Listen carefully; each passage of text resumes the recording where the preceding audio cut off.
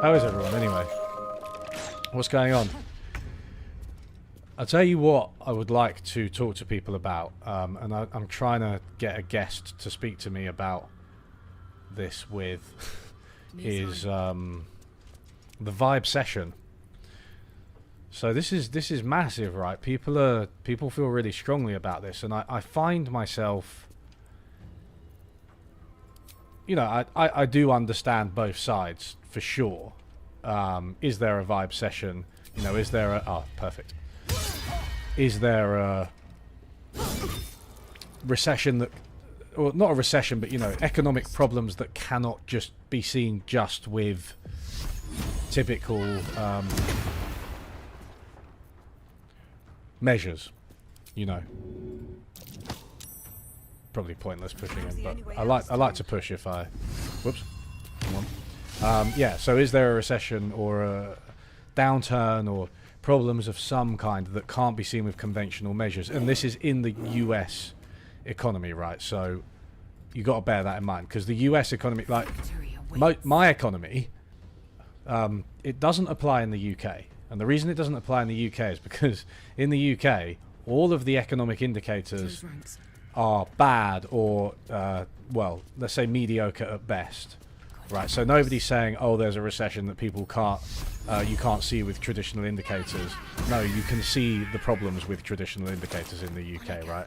And I think something similar applies to a lot of other economies, including poorer economies that are having a lot of problems. So it is by and large a US-dominated debate, this Vibecession stuff. This is quite annoying, isn't it? Don't and I still don't understand why there's that outline of that cat there. That seems stupid to me. And the question is, because there's been quite rapid GDP growth in the USA, inflation's come down, growth in wages, like not just like wages, you know, for the very rich, but median and low end wage growth has been high. It's been higher than, I think, other parts of the income distribution, certainly higher than the middle from what I remember, higher than the average. And I think one of the drivers of that is that a lot of people are quitting their low wage jobs and moving into kind of medium middle class type jobs. And so they're getting an increase in wages from that, from changing jobs. But one of the issues as well is that can do all sorts of things. It's what's called sometimes a composition effect, right? It's like it can do all sorts of things to real wages. It's like if all the low wage workers get fired, right? Average real wages, or any moment of real wages, any median, you know, a decile, the 10th decile, will tend to go up because the people who remain in work have higher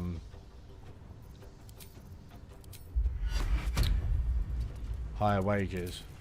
But that's obviously, it's not a good thing, right? You can see that when everyone loses their jobs in the lower end of the wage distribution, that's a bad thing. But that's exactly what happened at the beginning of the pandemic, and it did weird things to real wages. But anyway, the thing is about the Vibecession is it's like a lot of things are going well according to the stats, and it's not just like GDP. It's like other stats as well, you know. It's like stats that would appear to be measuring the plight of the worst off. Low-end wages, unemployment's good, and inflation's down, which should help everybody. But a lot of people are saying the economy's really, really bad.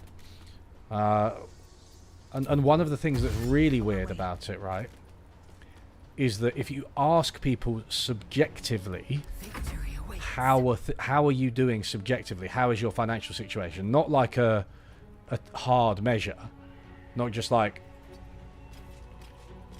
your wages. If you ask them holistically to say, how am I doing at the moment? How are things? They can incorporate into that, their answer to that question. They can incorporate anything they want. It can be like, you know, things are going well now, but I expect to lose my job. It can be like, things are going well, but not as well as I think they should be. It could even be like, you know, things are going well, but for me, but maybe not for other people. Those most people report that things are going well for them, but they also report that they think the economy as a whole is doing badly in a way that, there we go, finally broke through all his little silly spells. Cry about it. So that's a really weird puzzle, and one of the things that could explain it is that there are just still these, even with subjective reports, there are like these unmeasured problems going on. But one thing that could explain it is, I think, partisanship and people just not liking Biden and like bad news and stuff. And I think that's reasonable. I don't think that's completely ridiculous and just shits on everybody. I mean, also there is the point, and I think I made this point on Twitter, so you know it should be well within incorporated into everyone's understanding now since I tweeted it. But whoops.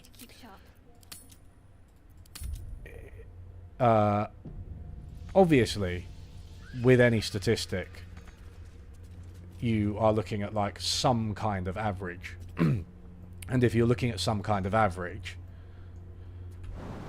you're going to miss what's happening to individuals. So it's like low wages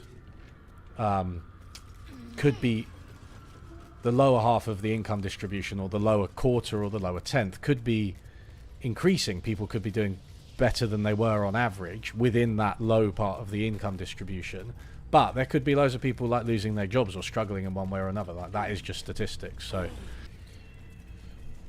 low unemployment in the US, yeah, I mean there's really low unemployment, and it's complicated because even unemployment numbers can hide a lot, right? Like, there's how you measure unemployment, and a lot of people have been emphasizing that when people drop out of the labor force, they're no longer measured as unemployed when they don't have a job. So basically, if you give up looking, the statistics assume that you're not in the pool of unemployed people who want a job, so you don't count as unemployed.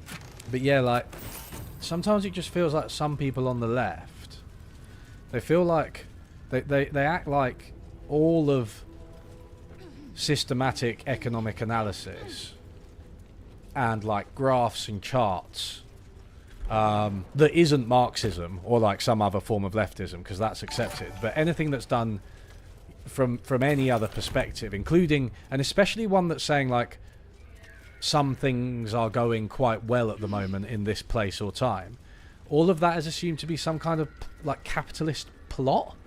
And I don't know, like, can you, like, is there any set of statistics, data, as well as, you know, explanation and context as well, that could convince you that that things are going well for a lot of people, even the poorest? Like, is that, if the answer to that question is no, then I don't feel like we can have a conversation, you know. And you get a lot of vague stuff like, oh, the statistics can't measure this, the statistics can't measure this. And I, more than most people, I feel like I've explored that avenue and had those thoughts myself.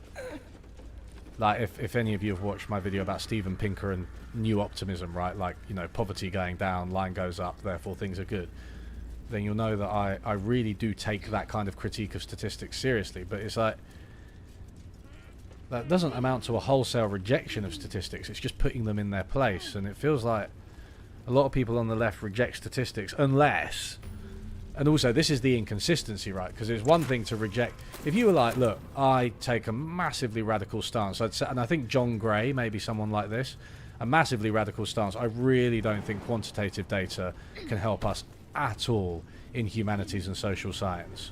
I don't think it can help us at all. I think we need other types of evidence, historical, you know, interview evidence, case studies, whatever you want to use, other types of scientific evidence. Then I might say, okay, I think that's a mad stance. But if you're consistent on it and you say, using that type of evidence, I can show you that this thing is improving and this thing is actually getting better, I would be like, well, okay, at least you've got a framework and you're applying it consistently. But it just feels like the same people who, when you're telling them that everything is, well, not everything is fine, but some things are going well, they'll say, oh, statistics are rubbish, blah, blah. And then they'll be like, oh, look at this statistic that shows things are actually going badly. And you're like, the same critique applies to that, right? Like, food insecurity data is a really good example.